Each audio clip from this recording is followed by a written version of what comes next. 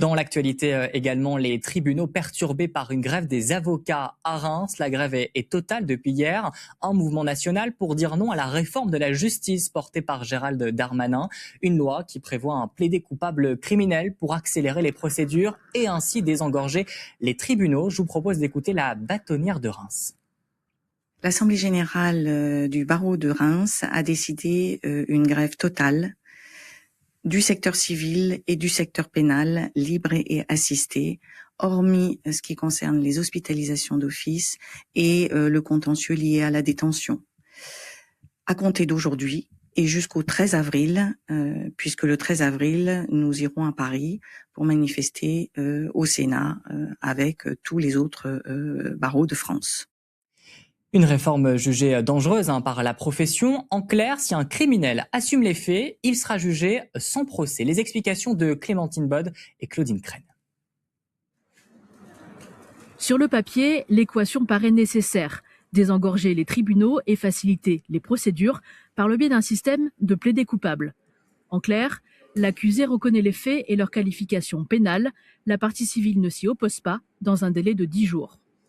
L'audience criminelle est alors raccourcie à une demi-journée, sans expert, sans témoin et sans juré tiré au sort. Ces prérogatives posent question auprès des avocats. On bat en brèche aujourd'hui la justice pénale criminelle. Elle permet à la partie civile de s'exprimer, elle permet à l'accusé de s'exprimer. Et il y a souvent des choses qui se jouent et qui se dénouent pendant les audiences devant les cours d'assises. Et puis cette justice rendue au nom du peuple français par les citoyens, c'est aussi l'essence même de notre justice criminelle. Une inquiétude partagée par cette spécialiste du droit des victimes.